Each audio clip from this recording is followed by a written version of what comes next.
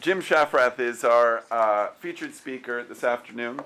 Outside of the English department and the writing program, I think I've known Jim longer than any faculty member here at UC Davis. As I mentioned in my invitation, back when I was very, very fit, running 20 to 25 miles a week, Jim monitored me for an ongoing study that he was doing.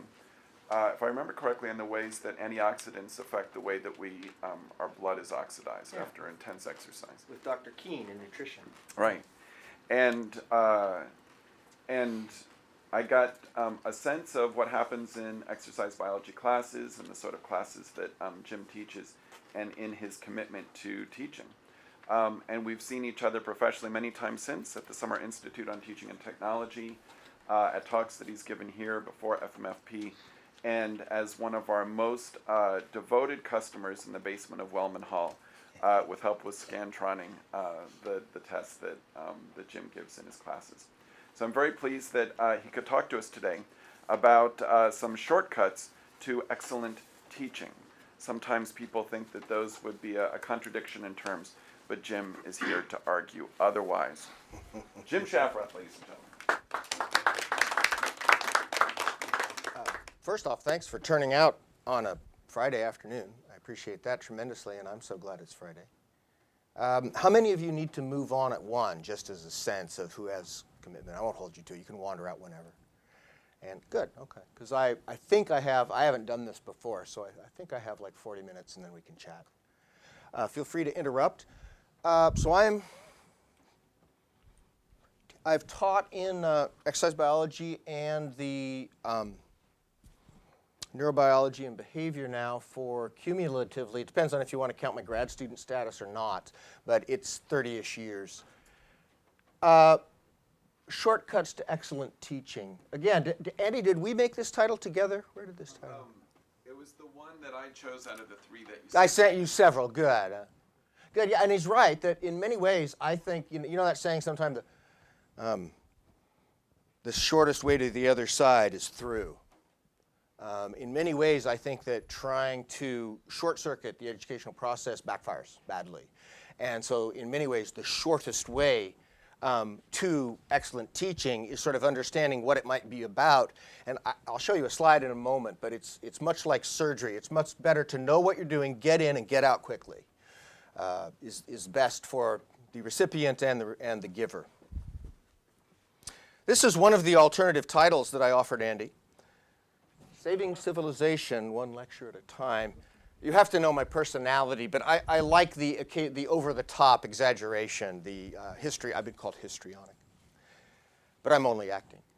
But there's always a little nugget in any joke that there's a seriousness in there. And so if civilization is, if you think about it in a broad way, these social interconnections that we form, especially in this sort of polymorphous society that we have, and there are specialists in certain knowledge bases, and they need to rely upon and communicate with other people, and we need to, because ignorance is reborn with each generation, we need to transmit this complex web of interconnections.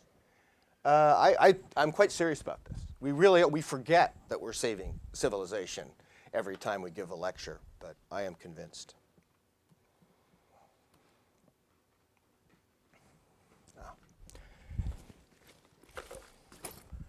I have no idea what that thing is either. Let's just take it out, stitch him up, and see if he gets better. I'm often surprised when I see teaching. Again, I think the best way to do teaching is there aren't that many shortcuts in terms of what the fundamentals are. There's certain fundamental connections that have to be made. There are technologies which can support that, which can broaden that, which can allow you more immediate or a wider connection to your students. But I think some of the fundamentals you can't get away from. Just as I think of woodworking, the saying measure twice, cut once. In surgery, we talk about you know what you're doing, you get in, you get it done, you get out. So what I like about that, because I actually like teaching, I enjoy teaching. But you don't have to like teaching to use the method I'm going to present to you. You can find it a distasteful payment one must make, a tithe you must make of your time in order to get back to your research, and that's fine. This will work. once you understand what it is you're doing. I think if you try to violate some of these foundational rules, you actually buy yourself more trouble. You get back from the lecture hall and there's 500 emails in your box from the students basically all going, huh? Which I find laborious to answer, huh? I do not think, I'm not competitive with my fellow instructors, and I really don't think of education as a battle, but in terms of a secret weapon, in terms of, I've thought to my, it's fun, Andy, you invited me. I came with reluctance, by the way, because I'm not sure I have anything to say, given the excellence of the general level of teaching on the campus. But I started thinking about, so why do I teach the way I do, and where did it come from? Because I definitely have, I found I have strong ideas about how to teach and why. And I realized that, first off, my department was too cheap to give me my own office for 15 years. And I shared it with 4 graduate students and a rotating cycle of interns, undergraduates. And they would talk, and I would become like the furniture after a while. And man, you should hear the things they say about you people. The students talk a lot, and it's really easy to get a sense of what works, what doesn't. And when I remember one conversation in particular. I said, I'm working, and the grad students are ranting on, and I go, I wonder if Dr. So-and-so would be pleased that they've spent 45 minutes talking about the off-the-cuff political remark he made, and none on the content of his lecture. I remember, so this is sort of embedded in me, but sort of what the students are on about. Another secret weapon that I believe is coming up through exercise biology, as Andy said, I have had to. I mean, I earned my living for the better part of 20 years running our laboratory's physiological programs. I've done thousands of underwater weighings and exercise tests and such on the general public. And some of the maneuvers are quite complex. You know, the person has to exhale as they go underwater and hold still as they float suspended in the water column. And before that, you have to measure their residual volume through a complex dilutional method that involves multiple maximal exhalations and indications when they're empty and mixing breaths. It goes on and on. One of the things, I've been a CPR instructor for 20 years, the immediacy of teaching behaviors like this is amazing. In terms of, do you find out if it works or not right then? Did they blow all their air out? Did the RV come out? The residual volume come out? I like phlebotomy in particular. You know how you tell if you have trained phlebotomy properly? The blood is in the tube. If not, the blood is on the floor. Patient and the blood are on the floor. I mean, it's really quite easy. These are very immediate outcomes, right? Did the breaths go in? We say in CPR, did your breaths go in? The chest rises and falls. It's remarkable stuff. And I think a lot of how I teach comes out of that, of have sort of watching this. I didn't put in the country western dancing just because I ran out of time here. But it's the same is true, that if you teach it well, and if you don't, they stand on your feet. You know, you're doing the move and they're standing on your feet. And so there's this sort of immediate feedback you get. And all of these benefit from a couple of techniques I'll show you about. You know, all of us know how to break down complex subjects into little pieces. But that's one thing that's very typical in teaching. Linked, what do you call the block practice, and then linked practice. There's a huge, talk to educational psychologists. It's just amazing that all of us are sort of given these advanced degrees, and somehow it's expected that in the course of my medical education, of course I became a teacher. I don't see how that works. You know what I mean? If I've been in the field studying lizard populations, why would I be a teacher? You know what I mean? So there's a huge literature on educational psychology, and I've sort of have tapped into it accidentally by trial and error. Final thing, do I remember my ignorance, or have I just preserved my ignorance throughout my career? But I see this as one of the greatest problems I see when I hear teachers who present the way they look at it now with absolutely no recollection of the first time they saw it, and we're looking at going, huh? Well, chloroplast, what am I going to do with a chloroplast? What is that? You know, you have to get back to that primordial ignorance that your student brings to you. So let me tee this up for maybe 5 or 10 minutes, and then I'll get to actual kind of concrete things to say. Postnatal transmission, absolutely, of knowledge and culture is central to our adaptation. Anyone been watching Alan Alda's show on public television, The Human Spark? Wonderful show. looking at neuroscience, looking at educational psychology, looking at behavioral adaptations of people living still in Neolithic type societies, and trying to identify what is it about us. And certainly one of the things that keeps coming up is this tremendous capacity and these extended networks of social communication. She's living in the Kalahari Desert, so is she. This is a complicated place. I would fail there dramatically. In order for her to grow up with the success of her, somewhere along the way, she has to learn how to use one of these. She has to learn where to find these roots and at what time of the year. What are the signalments for that? How do you avoid the animals while you have your head down digging? There's a lot of complexity here in terms of this cultural transmission. And of course, I would argue that living in this culture is at least as difficult as living on the Kalahari. It's that complex. So we do this. I find it really interesting that, as far as I know, I'm glad there's some linguists here, teaching is because of this need to pass on, because ignorance is reborn with each generation and we have to somehow get them up to speed before we get to retire. As far as I know, every language in the world has a word for teacher or giver of knowledge. Beyond mother. Mother, of course, is the central relationship from which civilization arises, that connection that's been expanded upon. But as far as I know, every language in the world has a special word for imparters of knowledge. Right? Mentor, maestro, guru, pedagogue, sensei. And this is only, I don't know many languages. There's more. So think about that. In my mind, when you find a word in every language in the world, it's saying this is something that's primordial about being human, this translation of knowledge. So what I'm basically saying is that this learning or education procedure, it's a relationship. It's some sort of very fundamental human relationship that we engage in. This is how fun it should be. Oh, this is Savannah. Savannah has been given by the local Rotary Club her first dictionary. She is looking up the hardest word she knows, brilliant. Here it is, brilliant. And she's just found it. And I sometimes wonder, when did it stop being like that?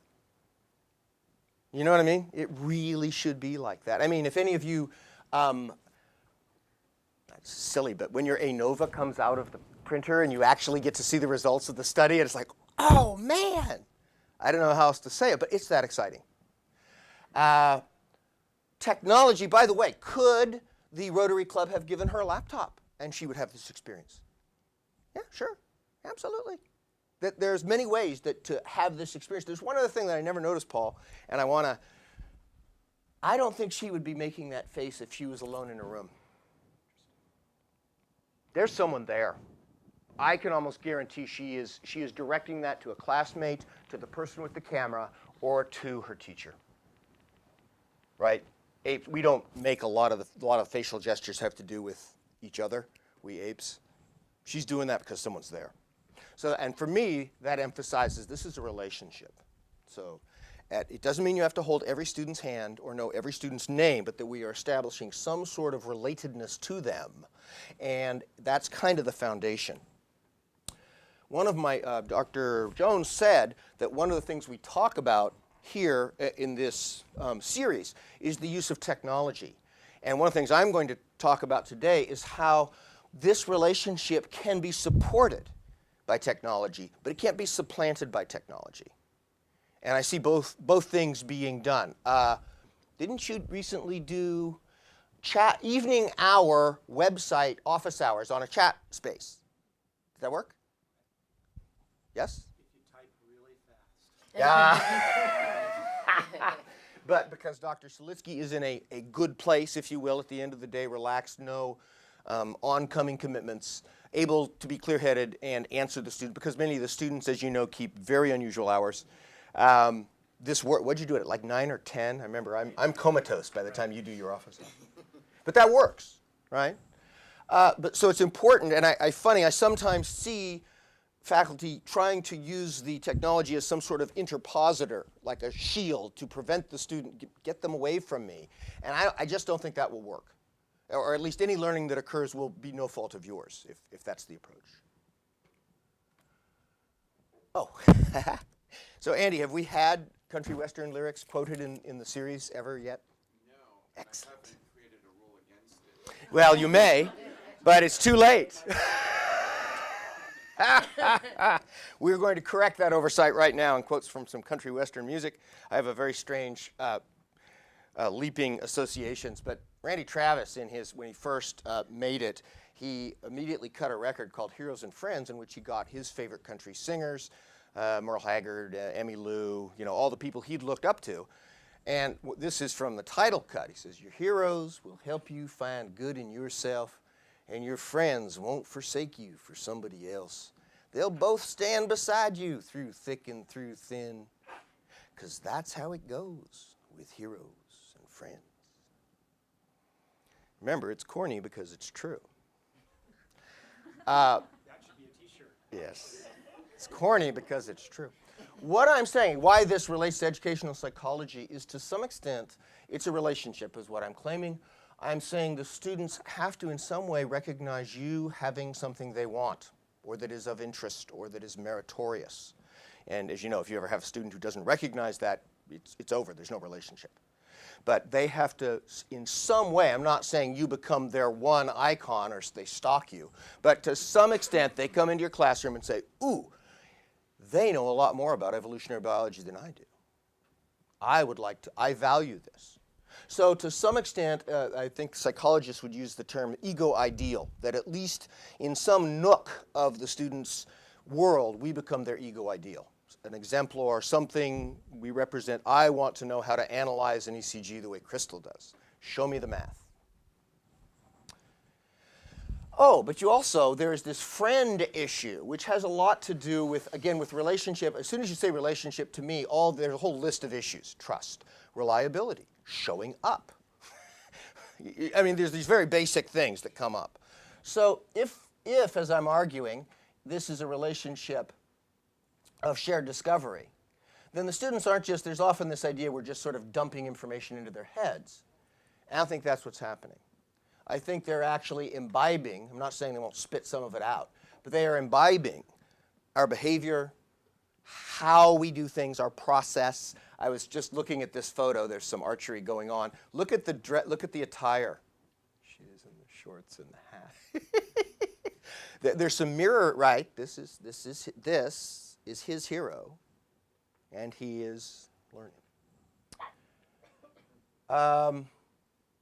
These are some of my students finding out the point of inspiratory incapacity underwater. When does the weight of the water become so heavy that one cannot take a deep breath through a snorkel? It's remarkably shallow, and they are actually measuring this. I can claim it in the lecture hall, but when they measure it, they felt, who feels it knows it, say to Rastafarians.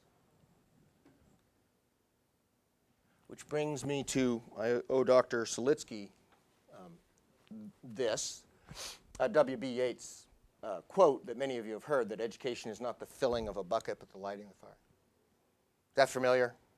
Folks have heard that. Yeah. Great. What I like about it is that the filling of the bucket, think about it as a metaphor for a second. Filling of the bucket would be the passive metaphor, right? You open the student's head and dump the stuff in and you're done.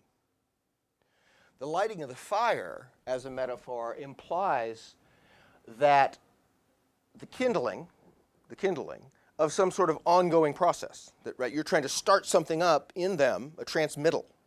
You light the match, you hand them the match. That a transmittal of something that becomes self-sustaining in them. I am going somewhere. I'm sure I am.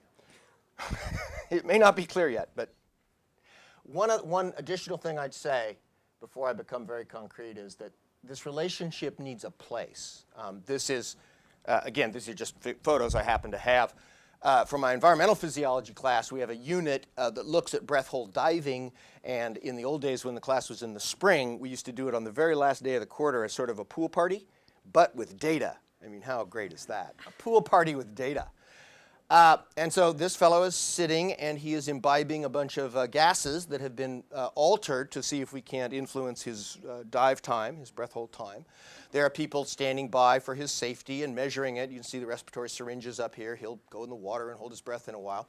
I was thinking, though, so the relationship needs a physical place, and that can be anywhere. The physical place. It can be a website. It can be a chat room. What I'm talking about is more the metaphorical place. Again, I'm using some words from psychology.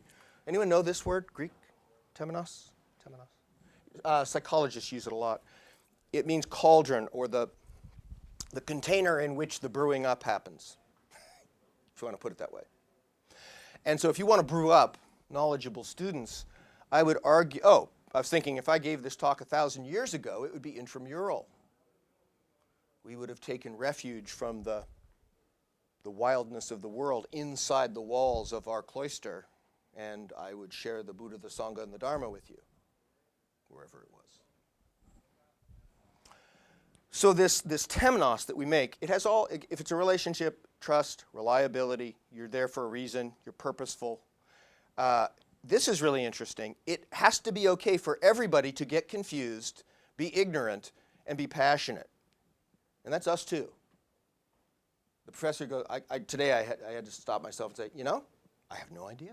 That's an awesome question. That should be looked into. Because it's uncomfortable for us to not know. No name calling, mutual, eschew obfuscatory polysyllabic argot. Yes? I was trained in high academic fashion. I can ramble on in Greek and Roman derived polysyllables forever. The end result is not pellucid explication. Trust me. Because they don't talk that way. You've noticed how your students talk? So I will argue that what we should use is a rolling terminology, where we use real simple words and then go to the academic words. And you roll up and down. So here, I finally have gotten somewhere in whatever time I've been given. Foundational skills. These are what I would put at the bottom of the pyramid. And if you're going to have some sort of educational relationship, what needs to happen? Dr. Kyle has to be there when the interns show up, if they're going to interact. They can work on their own, but they will have rules of how do they do that. So you got to show up. You have to show up on time. We all know the old joke, what is the difference between a faculty and a student? About 10 minutes. We've heard that, yes. That's why I put prepared in quotes, is that I understand that our other demands cause us to be unprepared. But again, you were saying something, I believe, about someone showing up without the actual tech. They were going to demonstrate a piece of technology and showed up without the technology. See, that's not going to work. Right? Remember when, I won't say his name, remember when the doctor arrived from Israel to show us all about the wonderful new website that he couldn't access in here? Yeah, see, I didn't learn much. Gear. Again, this is part of prepared, right? So you have to bring everything you have. People are always amazed that I carry about 5 of these lasers. Anyone here red-green colorblind? Anyone? Excellent. Thank you for sharing that, and I wish you didn't have it, but you're going to demonstrate something. So as I point around here, versus if I put, which one of these do you prefer? First or the second? I don't care. Can you see both? Yeah. Excellent. Some fraction of students will not see one of those. I have, I'll call him AJ. I currently have a student. The other day I was doing this, and AJ was sitting in the front row. He's a good student, and he was making the worst face. I looked at him and go, "Oh, AJ, I'm sorry." Walked over and better? And he suddenly smiles. Yes, I never realized. It's somewhere around 1 in 200, 1 in 400 of your students will be unable to perceive one of these colors. Just kind of interesting. I didn't learn that until this year. I'm still learning things. So now I carry both colors. Stay on topic. In particular, I have found from experience, my own, and as I say, eavesdropping with the students, that none of these work. And really, why are you telling them? Again, I'm talking most about teaching science, because that's what I do. So religion and politics, almost by definition, are untestable hypotheses. You can't do the experiment that proves what political system is better, right? So why are we talking about it in the classroom? I don't know. I've never understood that. And it's amazing how strongly the students have beliefs, and they hold them strongly, and unless you present them some data, they're not going to budge. So never understood this. It just backfires. As Andy said, because of this, I think starting with an introduction, great. One size never fits all. I don't believe in the canned talk. It's funny, in about a week, a visiting doctor is going to come over from the med center and teach some of our students, and I've already heard his talk. As clearly, it's a canned talk that was made for medical students. He's an MD, PhD. So he comes to our undergraduates, and the first thing he says as he begins the talk is, what is, I have to change it so you guys won't know who he is. What is cancer? No one knows. Cancer is not one thing. It could be a deficit in arresting genetic damage. It could be and the students are all very disappointed because they wanted to know what cancer was. Are you with me? And I actually disagree. I think we do know enough. We could have a working definite. Cancer is when the growth or healing processes of the body become uncontrolled to the degree they interfere with normal functioning. Okay? That's an undergrad. Now, what's funny is, see, you understand his definition is actually true. It's when we started to make headway in cancer is when we finally realized it wasn't one beast. It was multiple deficits. And so, but his definition is an MD, PhD's definition for people who are moving into research. Am I making sense? So I really am not big on canned. You always change the talk. That's why it was so hard to prepare for you guys. You're a very diverse group. Dr. Jones, am I okay on time? Yeah, you're doing really well. Thank you. I mean, I don't know when this. Neither do I. I've never done it before. We'll find out. Oh, I know. Would you indulge me? One of the things I'm going to come to is sort of a teaching pyramid here in about 2 or 3 slides, and so that means I'll be done in about 5 minutes, 10 minutes. Would you indulge me in just a bit of craft? So you'll see that I've talked about the foundational. You got to be there. You got to be somewhat dressed. You have to have the basic tools of what you're. You have to establish a relationship so that people feel they can interrupt, they can talk, they can go, holy Moses, what did you just say? That blows my worldview out of the water.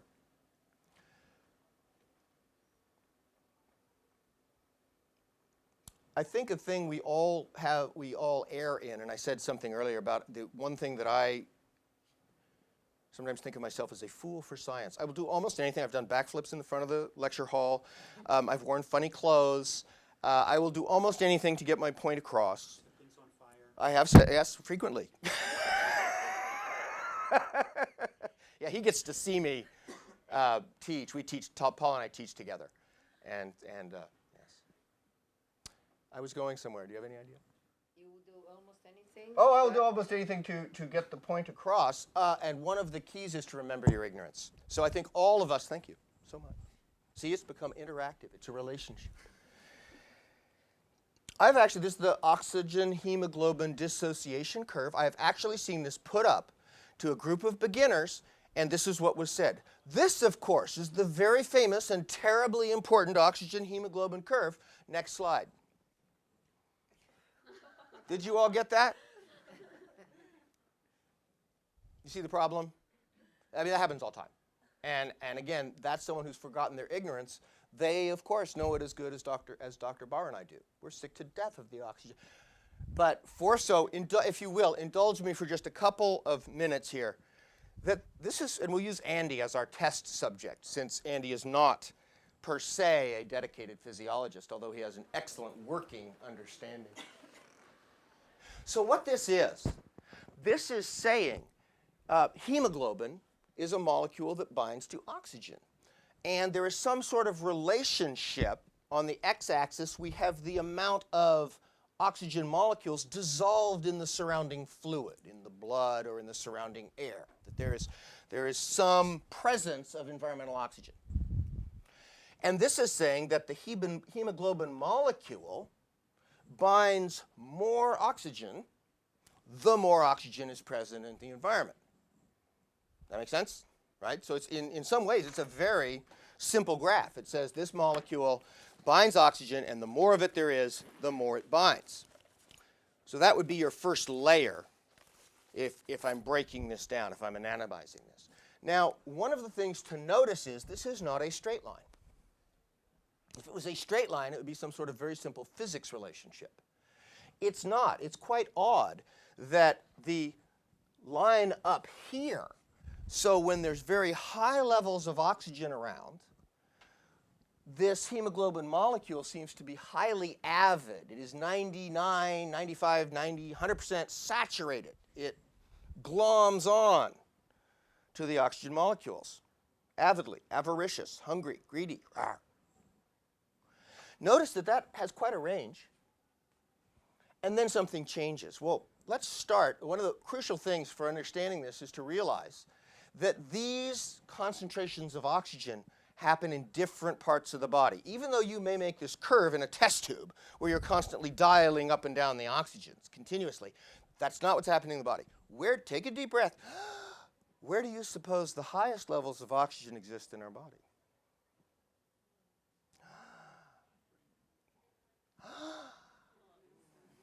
In the lungs. Yeah, and the point is well taken, Dr. Kyle, for the purpose of immediately getting it to the brain.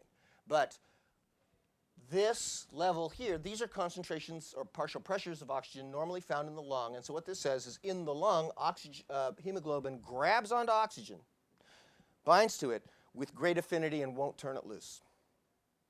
Now, over here, on this end, where do you suppose the lowest levels of oxygen are? In the working tissues.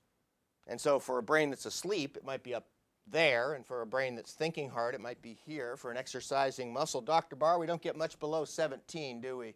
Lance Armstrong can do that. Lance Armstrong can have a mixed venous oxygen of 17. It's one of his claims to fame.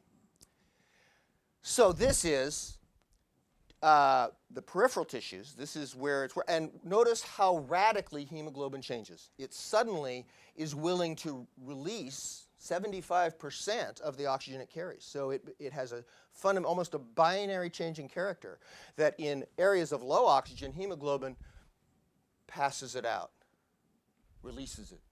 Just making some sort of sense then about why the hemoglobin molecule is so, it is really in Streyer's excellent biochemistry book.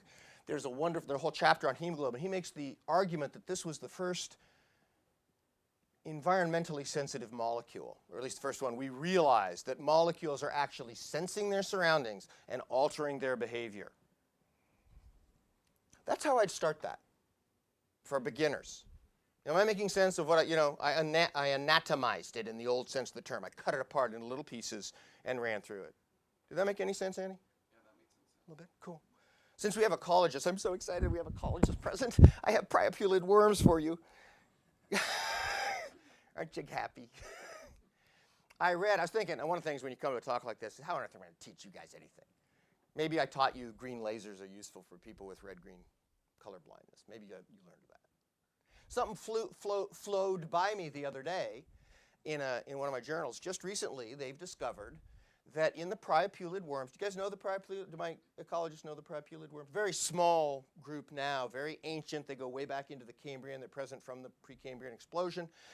You guys correct me because you may know better than me, but my understanding is currently they hang out in areas where there's very little oxygen. They actually like high hydrogen sulfide, like those vents down at the bottom of the ocean. They like the very desolate Antarctic waters. Am I making sense so far? Cool. Turns out they have an iron-based protein that binds oxygen. And someone has just analyzed this protein and discovered it is in its amino acid sequence very similar to hemoglobin. It's probably genetically related. Does everyone know why that's so cool? So exciting? It addresses the problem of intermediate forms. In evolution, there's been, it's only a problem for people who don't understand evolutionary biology. Excuse me. But what do you do with half a wing? What do you do with half an eye? Some of these extraordinarily exquisite structures. How did they get where they are? And the uniform answer, you guys correct me, you evolutionary biologists, is always you do something else. You start off with a structure that functions one way. It's almost certain that insect wings started off as panels to either absorb the heat of the sun or shed heat by waggling them back and forth. And only later were they co-opted by the process to become aerodynamic structures. Am I making any sense? So it just tickles me that the hemoglobin molecule, which we all think of an oxygen transporter, probably started its life as a primitive antioxidant molecule that was made to keep that new and horrible poison oxygen away from the metabolism of these beasts. Which, I don't know, that just tickles me. All of the evolutionists, they're all smiling. All right. Take some questions here in just a second, but this is, in fact, Andy, did we ever get a website? Oh, does it, to upload stuff if anyone wants? I was going to bring a handout, but this didn't exist until 6 this morning, so. Yeah, absolutely. And I can also email it to everyone who's here. There you go. Either way. This is my summary of what I've said, and I am going to use a pyramid. You guys have seen the pyramid, like the nutrition pyramid and such, where fundamental stuff we should do is on the bottom, and then you move up the pyramid. So I've made one for teaching. So here's the base of our pyramid. Professional behavior, on time, prepared, stay on topic, and bring your stuff if you need stuff, if you're a stuff-based talker. Notice I've used 4 different pointers. In our middle level, there's this temenos thing where you try to create a safe environment for people to exchange ideas and learn from each other. Is that okay? There is a craft element. You praise and repeat questions. You identify the axes of your graphs. You anatomize in the old Greek sense. You cut apart complex topics into little bits, just like we learn the country western dances in little pieces. And then I like this rolling terminology. You noticed that I'd never said the allosteric modification of hemoglobin's affinity for oxygen. I could say that, but I said it gloms on. And both of those, you need to use both lexicons because the students are starting with gloms on, but they need to learn about allosteric modifications of affinity. Yes? Am I making sense? Yes. Okay. And remember your ignorance. I just think that's, if I have any claim to fame, it's being stupid. or remembering not understanding and wanting to. And that helps you frame how to answer that. I don't think I have time to talk about this, but I would certainly, you can look at this and think about, what do you do with your higher level students? This is graduate education or graduating seniors. You begin to ask them, they ask you a question. How would you tell if this is that? And I say, well, you tell me what experiment will you design to answer that question? Right? You send them out to make their own measurements in 104. Did you help us teach 104? No, not yet. You will sometime. Where if we're going to, if Crystal is claiming that big muscles are strong muscles, can we actually measure the specific strength of a muscle by measuring its circumference, its girth, calculating its cross-sectional area, and then measuring its strength? We make that graph every quarter. Okay. Hard to tell what that is. They're juggling fire. It's not the filling of a bucket. It's the lighting of a fire. You know, in most pyramids, the apex are things we shouldn't do. In an activity pyramid, down here is your dog walks, up here are your workouts, and the peak is sedentary activity. In a nutritional pyramid, it is sweets, alcohol, and nuts. Okay, in my pyramid, I like my pyramid. What the axis, the y-axis is, less and less faculty time is needed, which is important to many of you, that if you go through these carefully, I think what you wind up with are sort of self-educating. I have this experience every year where a student comes in. They said, Dr. Shaffrath, last lecture you said that delayed onset muscle soreness is not caused by lactic acid. It has something to do with connective tissue. Well, I went back and I reviewed the literature, and here are 3 papers from Priscilla Clarkson, and Dr. Bodine has said this, and how does this interact with the mTOR AKT path? And they'll sort of be going on like this. And I always sort of sit and smile, and I think, my work is done. I really don't have to worry about the student's education anymore. I mean, I'll talk with them as a colleague, but they've sort of converted themselves from, I'm no longer their hero, I'm a friend. That's all I had to say.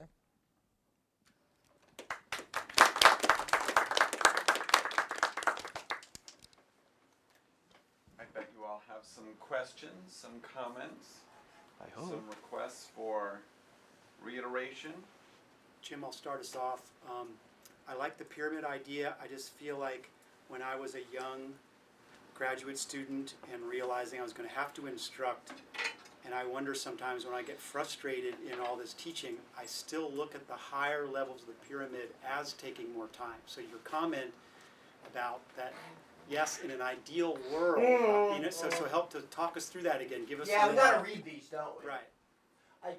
I guess what you get is you get more delightful conversations and fewer frustrating ones. Now, what was all that about hemoglobin again? Those go away, and people start coming in with. I love it. They show up now in my office with research art. Did you see this about the priapulid worms? Cool. You know what I mean? So maybe it's not. You're right. It may not be less work. It may be that it's more delightful work. It's the stuff that we actually enjoy doing. And I'm not even saying I disagree that it's less work. In other words, I feel like when I get frustrated, I get stuck in a place where I still think it's more work at the higher levels. And it shouldn't be. No, so I'm trying to agree with you. I hear that. I hear that. And it is work. I guess it's more joyful. For me, it's more I can do it easier. It's easier. There's some things, too, I want to mention, too, about this that to some extent, I won't say these are hierarchical, but they are a little bit contingent on each other. If you don't show up, you can't create a setting, right? If you show up, but your zipper's down and you're drunk, it won't matter how well you remember your ignorance, right? So to some extent, you almost have to have them come along. It's the thing I see it most is like when our 10 students, who we've done a lot of this to, when I speak to undergraduates, I'm always tied, I'm always on time, I'm demonstrating, because a lot of them have never seen professional behavior. By the time I'm with the grad students, I'm unshaven, my shirt, I doff my shirt to jump in the dunk tank to fix something, and you know what I mean? It's part of, as you get with the senior ones, you don't have to present this image so much anymore. It's actually better that you don't, because they're going to assume the authority. Am I making sense? That's not an answer to your question, it's just a comment. That's the discussion I wanted to hear. Yeah. What else? What have you changed most in your teaching style from when you started to now? That's a really good question. I don't let them jump up on the table anymore. Well, actually, nowadays he usually checks it to be sure. Yeah, and the backflip, the orthopedist said the backflip wasn't any, ever since the knee surgery. So that's a great question. I think what I would say is, the old Camus quote about no one realizes the tremendous effort people expend in being normal? You familiar with that quote? That, again, I was trained as an MD, very staid, very professional. Again, I truly can reel off long sentences that are nothing but complex Greco-Roman polysyllables. And I just realized after a while that it wasn't I was getting all the student, And so surprisingly, what I would have thought of as a beginner were mistakes. I said glommed on. Turn out actually to be bridges. That the student first, they listen to you. And then you can sort of lead them into the part that is professional and that is the advanced knowledge. So that's one of the biggest things I'd say is I relaxed more. You were talking about what was the thing, 1,000 people, no notes, no props? Right. That was a talk that I gave in Oakland to, I think it was only about 500 presidential scholars about how to present well. And just No pressure there. Right. And I made a point of going in with no slides and no notes. And I forget what my point was. I'm sure it was very good. Bragging about that. No, but just that, through iteration, you gain a certain comfort with yourself and what you're talking about. Yeah, that. That is, and this connects to like working with advanced students, where you really feel like you're in the flow, right? The challenge is great, but your ability to meet that challenge is also great. And this is when you're most excited about your work What you as do. a teacher. Yeah. And so what happens is if you continue to give the exact same lecture over and over again, the challenge disappears. Yeah, that face that Savannah was making when she found brilliant, it goes away. Right. And I often encourage people who are not feeling like that when they teach, change it, throw it all out, do something else. Bring in your most recent piece of research and explain it. There's one class, I can't remember, I think it's the Biosci 104L, one of the instructors does not use a book. He arrives with like 3 of his most recent journal articles, said, we're going to spend all quarter trying to figure out what the heck I was talking about. It's not a bad approach. Yes? I appreciated your comments about, treating everybody individually, and I found that that's the magic in teaching is creating new relationships. And I wonder if you could talk about any approaches you have or anybody to large groups. Yeah, I hear you. And that's one, again, wow. In the sense that when I say teaching is a relationship, I worry that people think they have to hold everyone's hand and know everyone's name. Now, as it happens, he's starting a program that works with undergraduates in sociology, and his last name is Kyle. These two are evolutionary biologists. Crystal does electrocardiography. We have a plant guy over here. I'm delighted at the number of engineers who are present. Esau, hi, nice to see you. Ohio, good to see you. So as it happens, you can do a lot of personalization, but notice the size of the hall. And you're asking, so what do you do with 300? Yeah, I hear you. Any? Yeah, I usually say, because I do a lot of work with coaches, and I talk about you have to understand those limitations of what you have. So work with what is in front of you, which is what you're saying, and letting people know that there's many different aspects to that development of a relationship standing in front of someone. There's many different ways to exhibit that, to elicit. Oh yeah, that's it. In my class of 300, I have a EXP 101, a core physiology course. And it's strange that just like I did with you guys, by the end of the course, I know one thing about everyone. I don't know their names. I know that her sport is rowing. I know that his father has had a heart attack and he was very interested in the heart section. You know what I mean? And I wind up with these funny little, and they know that. They get that. That creates a connection. And also to follow up on that, I think we have to remember we're teaching a very individual skill in a group setting. That is one of our challenges. Oh, how they learn? Yes. I was going to say something about that one of the things that I've learned is you have to say it. You have to say it with the same thing with different words. Glom on, differentiating hemoglobin dissociation affinity. You have to change the level of lexicon. You have to show it as a picture. You sometimes have to make a joke about it. And that they learn, as you say about individual, that different people definitely learn in different manners. And that's one thing that I've, getting to the question about how have I changed, I will present the same stuff 3 different ways. And I also, we have done well in our, as you get to know our curriculum, Dr. Barr, we have repetition on purpose. Where Dr. Bodine will say it one way, the AKT, mTOR, hypertrophy system, then you're going to come back, aren't you going to talk about it in spring? And they're actually going to read articles? And so we purposely have built in that redundancy so they keep seeing the same information at different levels. I think that's helpful, or in different presentations. Through a different lens. One other thing about this, I don't know how many of you do testing? You give exams? Yeah. Do most of you use how many people use exclusively Scantron? Depends on the course. Pretty rare. Good for you. Yeah, in the small courses, very fascinating. I'm in my small environmental physiology course with 35 people right now, and so I have the luxury of offering essays. It's amazing. The people who you thought were really, really dumb, eloquent, well-structured, thoughtful, scientific, you know what I mean? People who you thought were right on it. Well, no, they're really good at picking the right answer out of 4 options, it turns out. And it's very fascinating. I think the same, I guess the point is individuality. Cognitive processes really differ from person to person. And if you test in different modalities, you get a different appreciation of that as well. So besides teaching in different modalities, I wish I knew better ways, Andy, to test in different modalities. But all the other ones besides Scantron are so laborious that it's difficult. Susan Keene has done some really interesting work with formative evaluation rather than summative. So with clickers, for instance, you get a sense of how well are my students understanding the sort of things that I'm talking about. And so, and that doesn't always immediately help you assign a grade, at the end of the quarter, but it does help you with the learning, The teaching teaching, the process. love, yes, exactly, yeah. Yes, sir. Let me see if I can formulate this. I have a fairly interactive style. I am prepared, but I'm prepared to also run with whatever comes up in the classroom. I teach a complex topic, international migration, politically charged, globally.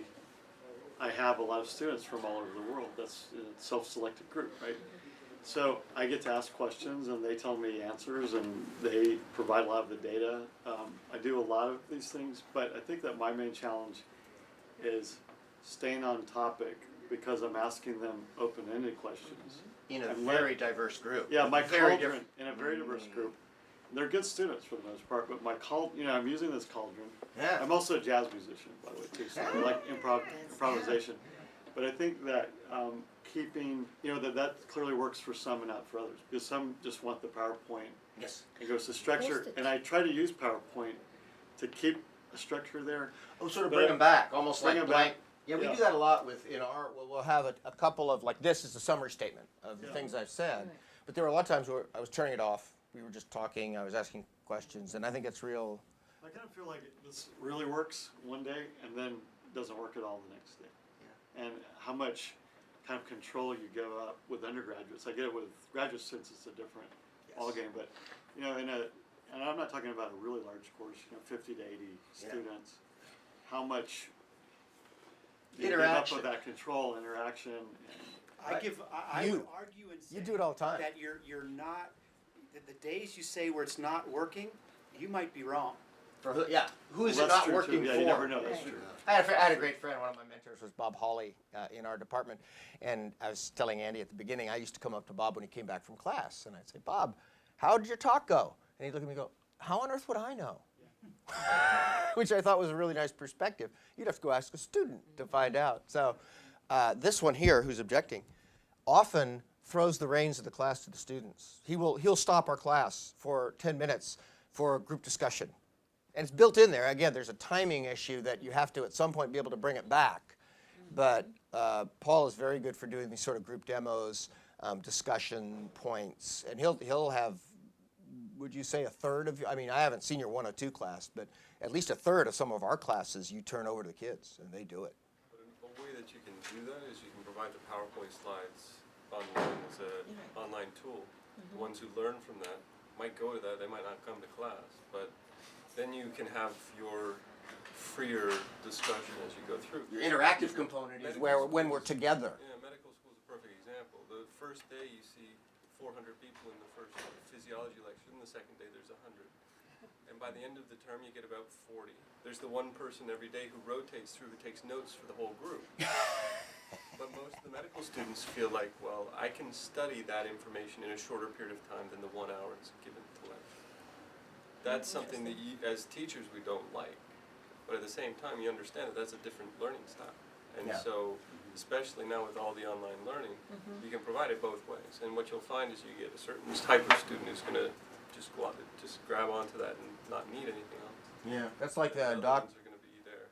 Those are probably the ones you can interact with. You're going to have an enjoyable experience with, but they might The not different end up students want different things. Yes. I would love to see more study about that. I think that's interesting of who does purely online learning and it works. Like I have to have my sexual harassment training again, which I find harassing, but they're, every 2 years we have to go do that. And I can do it online, and I've done it online. Or I can do it interactively. I far prefer the interactive. Is it a generational thing? Is it a personality thing? I don't know. Yes, sir. I'm interested in that. How do you define that works better, and how do you address when students are attracted to methods that are not effective for teaching? Yeah, many And like- students drink a lot and listen to loud music while dancing and studying, and I've never been convinced. But yeah. But I mean, it's quite common for students to say, like, this is how I learn. Like, I will memorize all of these facts with no understanding of them, and I will spit them back to you perfectly on the test, and it works every time, and I will forget it a month later. And I want you, it's my learning style, present that information to me. do it that way for me. Yeah. But the thing you want to do, and the thing that you can do as a teacher, is you can provide an exam that's going to get to the point where so you ask a question, and there's one rote answer, and then there's one more advanced answer. And you can usually get it, I'm a scientist, so if something, a physiologist as well, so if something happens immediately, there's one thing that happens immediately, and then as it goes through the body, there's a second thing that happens later in response. Adaptive response. And so what you'll find is those students, who maybe aren't the ones who are learning to the depth that you want, they're not going to get that second answer. they're not going to get the more in-depth thing. And you can actually do that on multiple choice exams. It's just think of, okay, what's going to be the first thing that would happen? And then instead of saying that, okay, say now as you develop this, what would be a downstream effect of this? What would be the secondary? But he's right. How do you, when you have the first student, I mean, Dr. Barr, I understand in terms of testing, that will work well, and hopefully the rote learner will see the error of their ways, but it would be nice if there was some way to expand their perspective sooner than the final. Know what I mean? But it's a good point. I know what you mean. I often put stuff on exams that is new material. They've never seen it before, but it uses the same principles. You know, using your model of adaptation of Arabidopsis to increased UV light, here's some information. Figure it out. I think that's very fair. Learning is applying old knowledge to new situations. I mean, the Physics 7 curriculum is a great example, I think, in which the students are learning in an active way. They do much better on complicated test questions like that, require them to reason, but they also do much better on the MCATs, and yet the students don't like the program. In general, I think it has a vibe on the street of like, oh, they're doing this sort of like active learning thing. It's like, it's a pain in the neck, and we don't like going through that.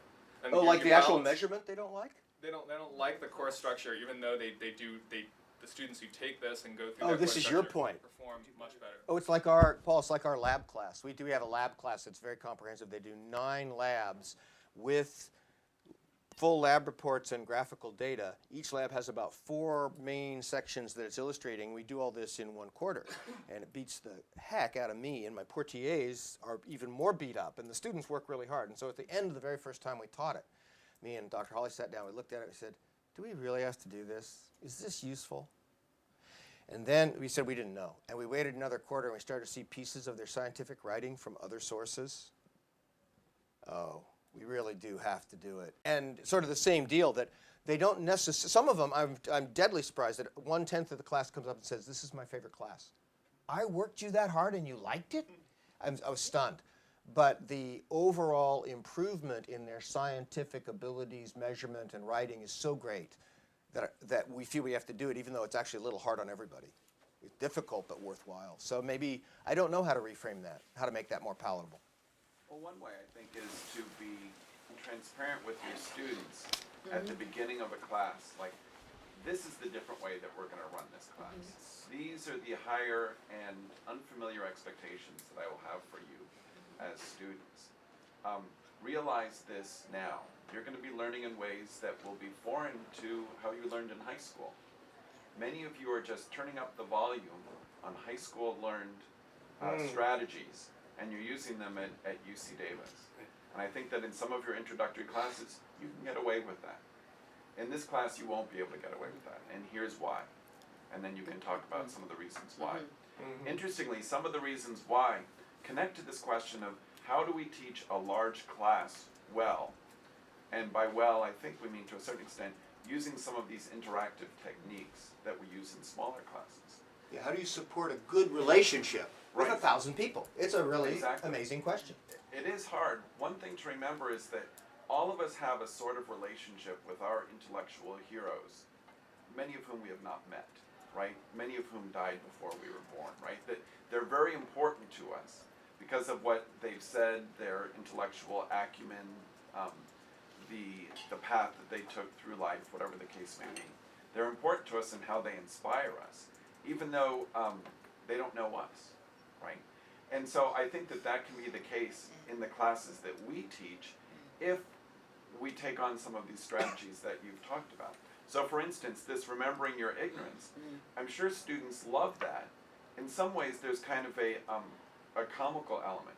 Like, what? My professor didn't know this, and he's telling me this funny story of how, like, he started as kind of this screw-up, but then generally he figured it out. You know, how amusing, how funny. And, But how, what that does, how reassuring Right, for many exactly. of our students. but what that does is it humanizes you, right? It's like reading a biography of someone who you really admire. And it helps to make that connection, even if you don't know that student's name. And the same would be true when you force them to engage in group work, or when you ask them to use some of the skills of a writer instead of just someone who's memorizing data. All these things are asking them to have some sort of relationship with you that's deeper and more nuanced and more interesting intellectually than would be the case if you're just saying, all right, here's your next slide to memorize. Here's your Scantron. What did it mean? Exactly. And basically when you do that, you're saying, like who I am doesn't really matter so much. You know, my slides are very well organized. I'll do a good job of grading you fairly in that you have to know what I'm telling you, and I'll ask you about it. And if you memorize it well, you'll be satisfied. But these students, they don't always know what they're missing until they walk into a class like yours or some of the others that we've been describing, Physics 7 famously, and realize that you're interested in them as like entire people, not just as, you know, the part of their brains that memorizes things. Did you know Doug Gross, well, I just learned this at one of the award ceremonies. Dr. Gross, who teaches the Giant Anatomy course on campus, he holds an office hour every week in which you're not allowed to say anything about course content. It's held like at the silo. It's purposely held at a coffee house rather than his office. And the rule is that it's very nice. I thought, what a great idea. I think I may steal it. Just wondering if you use any peer teaching tools in your classes. Say again? I was wondering if you use any peer teaching tools in your classes. Peer You're teacher. mentioning We do a lot of mutual interview. Not, the students teach each other. yeah. small groups. Only place I would say, I think we've seen it is a lot of our lab courses where, you know, They work people in who small have taken blood groups. pressures help other people that are just starting, and we try to, but that's more the physical task, probably not so much in the lecture courses that I would. You're the boss on time. Are we? Well, I mean, Thank you. Thank you very much. Lunch date, so people can leave as they see fit. Maybe we should do this so that people continue to come back and not expect you that bet. these will go on for 2 Yeah, hours. very good. Thank you very much, Jim Shaffrath. Thanks for coming very much. Appreciate it. Hey, good to see you.